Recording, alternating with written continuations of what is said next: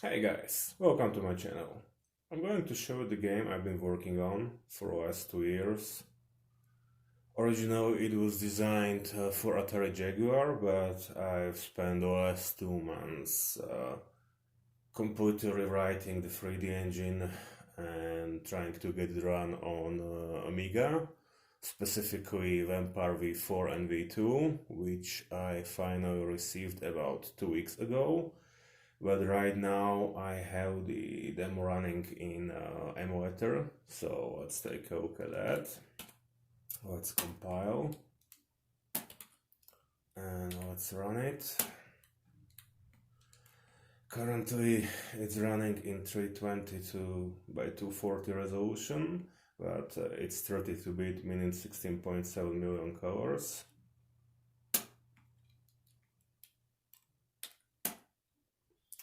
Okay, so we can select between 25 levels within an area, and there should be about, I'm not sure if it's going to be 10 or 20 different areas, meaning there should be about 250 or up to 500 different levels. So this should definitely keep people busy.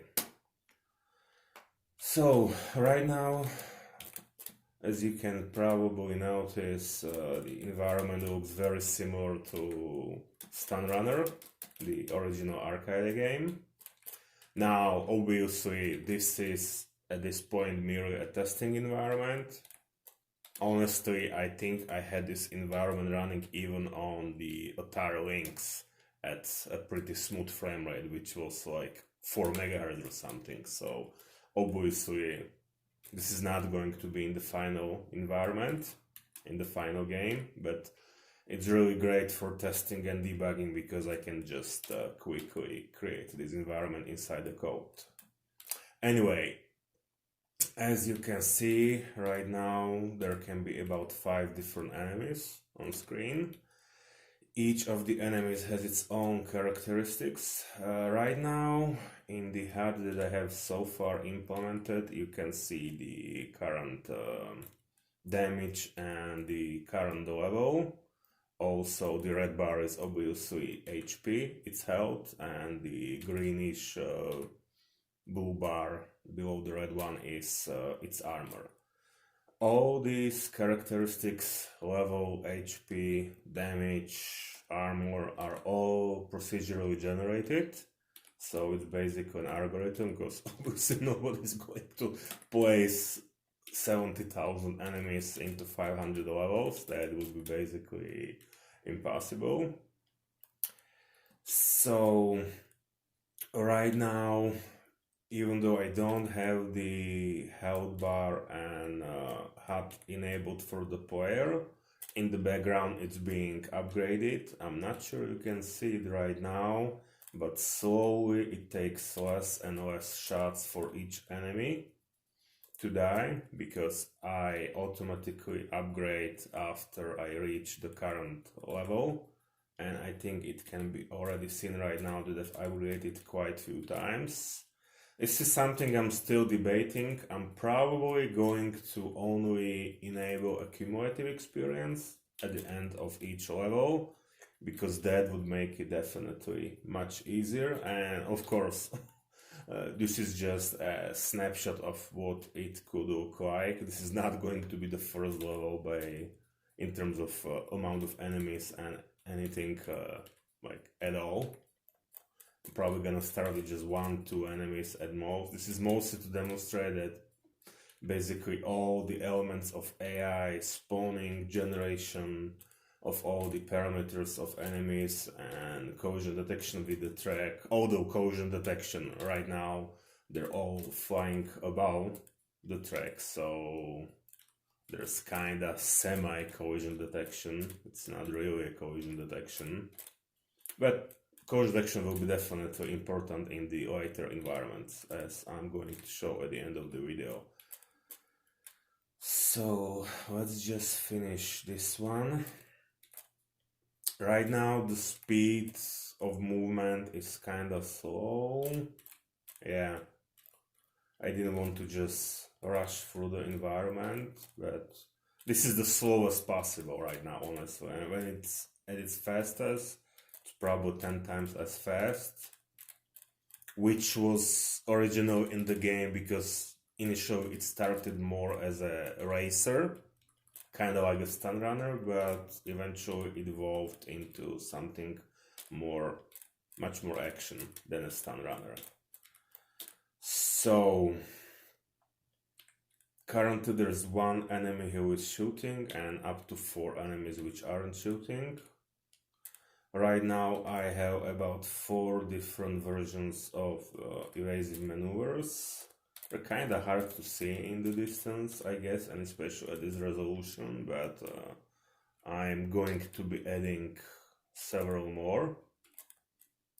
Alright, so now we're at the end of the level. So currently there's very simple statistics, amount of experience, how many enemies we killed, how many shots fired, shots missed, but I'm gonna have a much more detailed statistics at the beginning of each level, which will show what kind of enemies and what's their strength you can expect in that particular environment. And the thing is, their distribution will not be linear. There's going to be an element of either surprise, or we could call it an exploration, because each area will have, you won't be able to just linearly go from level 1 to 25. No, it would be way too simple to do that. So it's going to be up to you to figure out which levels you can actually handle and which levels you need to replay several times so that you can level up and kind of grind your way through the entire game. So let's move on to the next thing. Alright, let's talk business. So my current estimate till of remaining work is about 10 weeks for the vampire version, both V2 and V4. So that would put us roughly at the end of the May. I'm also going to be working on 68060 and 68040 builds. So each of them should hopefully, once the vampire build is done, take no more than about 4 weeks. These are rough estimates and they may change, but I mean, I have the basic gameplay running right now, so at this point I need to start creating art assets. I haven't tested on a vampire in about 3-4 weeks, so there might be some issues over there, but that should be covered within the 10-week estimates. So, final price of the game, when it's going to be released, will be $50. Whatever exchange rate the PayPal in Europe will charge, that's out of my hands. So, certainly it's not gonna be euro dollar, like 50 euros or anything like that. Now, if it comes out to 43 euros, 43, whatever the exchange rate is. So how can you actually participate in pre-orders right now? I'm going to be running 3 separate phases of the pre-order. The first one, which is starting today, will have a 25% discount on the final game. So 0.75 multiplied by 50 is 37.50. So when you enter the link at the top, PayPal me/Vladar phase 1 Vampire V4, this is the amount you would be entering there, assuming you want Vampire. Also, during the first phase, because at this point this is kinda higher risk for you, because the delivery is the longest possible in the future, you will also receive a lifetime discount of 15% on all future Amiga games I'm going to make. These particular discounts of the phase 1 will be valid for at least 4 weeks from now.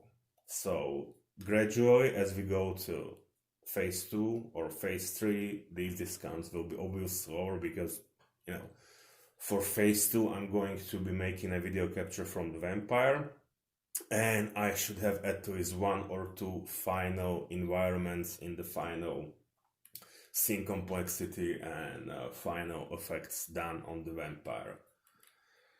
So, the 68060 and 40 builds.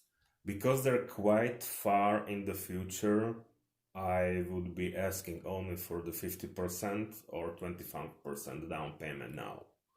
So for 68060, you would be.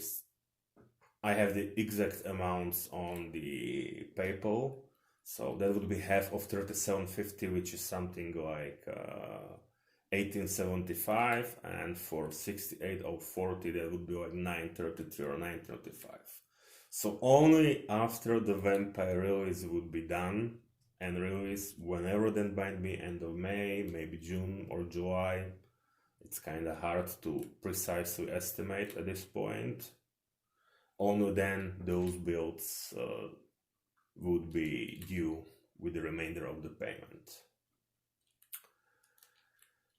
Alright, so really at this point this is not just about this game. I didn't quit my very highly paid job in New York to create one game. No, I spent the last 2 years creating my Higgs language compiler, 3ds Max toolset.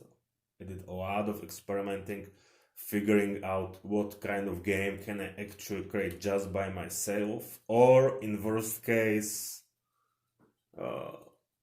teaming up with one additional 3D artist, which right now is not happening, but depending on how well the game is actually accepted by Amiga community, I can certainly start working, with external artists and, making them create 3D art sets or whole levels for my games. So let's take a look what exactly I have in plan after I release Heimdall. So the idea is obviously to get as far and push the hardware as far as humanly possible. So I will have to get to something like Need for Speed or Wipeout level of technology. Obviously, just 3D engine, not a license. We couldn't possibly. There's simply not enough people in community. Even if everybody paid $100 for a license, I talked to people on game conferences who have acquired those licenses, and the amount of money we're talking just to get some car licenses are just absolutely outrageous.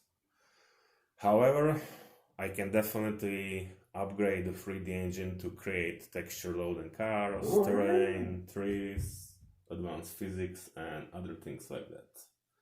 Alright, now my Siberian Husky has decided to participate in this video because I started talking. Alright.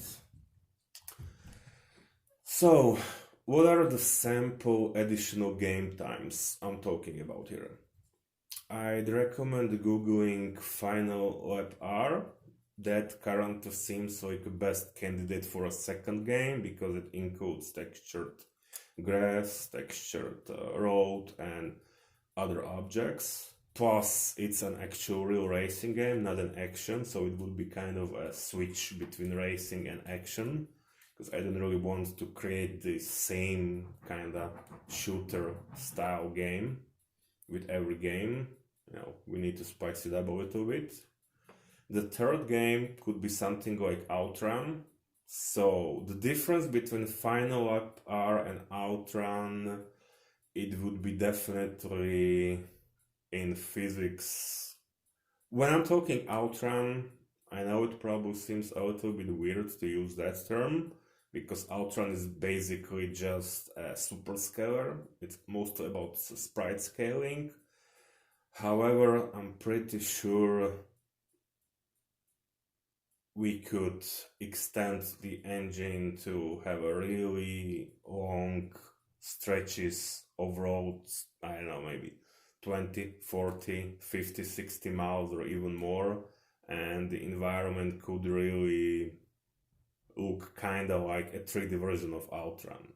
So I'm definitely not talking about straight ports, nothing like that. It always should be an original game, just with a different kind of touch, yet familiar enough that you can place it to a specific subgenre of the racing. Probably the last for this year at least, would be something like Need for Speed or Wipeout. That one would easily take additional 6 months, especially the collision physics in Need for Speed. The camera needs to be completely reworked. It needs to be a full-blown 6 DOF camera. So, and obviously car physics will be also much more advanced. So, about a year from Heimdall's release, there could be 4 new Amiga racing games. Heimdall's plus 3 others. Of course, the racing games are not the only thing. I think one of the candidates that would also depend on the community. Maybe we could create a poll or something. A very good candidate would be probably something like Star Fox, because it's currently, taking part in space. I think that would be also a nice natural evolution. Of course, no license, trademark characters or anything like that. I'm merely talking about the type of game, subgenre of the game. So, I didn't get to fully create a new environment because I have a trip to Europe. I'm leaving house in about 12 hours and I need about 2 days to finish the work. However, I can at least show you what exactly I've been working on in terms of a new environment. So, this is closer to the vision that I have. Currently, this just goes straight because, as you can see, this is not a simple, 10 polygon base segment mesh as was the case previously, but it's really kind of generic 3D mesh. So I need to spend at least 2-3 days on working out how to properly bend all those polygons at runtime to create a final level. As you can see, the game would be taking part in space. My primary vision, it's probably currently hard to convey, but imagine giant rings, giant structures completely encompassing the whole planets, whole moons at the space altitude. And you would be riding those structures. Depending on which faction would own the current segment, the environment would change, core scheme would change, enemies would change. This is where the visual variety would come in. And you would always see a planet through the glass portions. Right now there's no glass, it's merely a missing polygon, as you can see, but I'm guessing Vampire V4 should be easily able to handle partial translucency on the windows. So try to imagine a planet below, and that kinda would be how I'm currently imagining. I'm gonna need at least 2 to 3 weeks to create a planet renderer because I wanna create several different planets or moons. Some kind of atmosphere effect. It needs to be texture. It needs to be, creatable at runtime. And, once I would have this would really make a great piece of technology to create something like Star Fox, should the community wish to have a game like that. So, this is where I am. I'm hoping you see the opportunity to launch a new wave of 3D games or new games altogether on Amiga.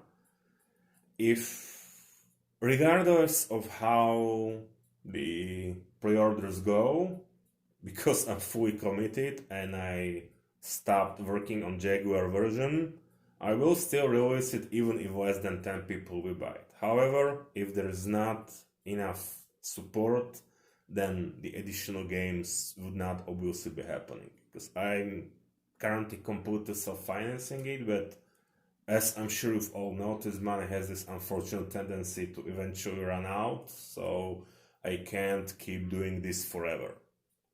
But at the very least, if I really want it, I guess I could fully self-finance additional 2 or 3 games, but that would probably put me in a less comfortable position than I want. So, if you want new wave of 3D games for Amiga, then, I'm not asking for donations. You are going to get a final real product. So please consider it. I'm gonna put a link to the PayPal in the YouTube video and talk to you guys later. Bye.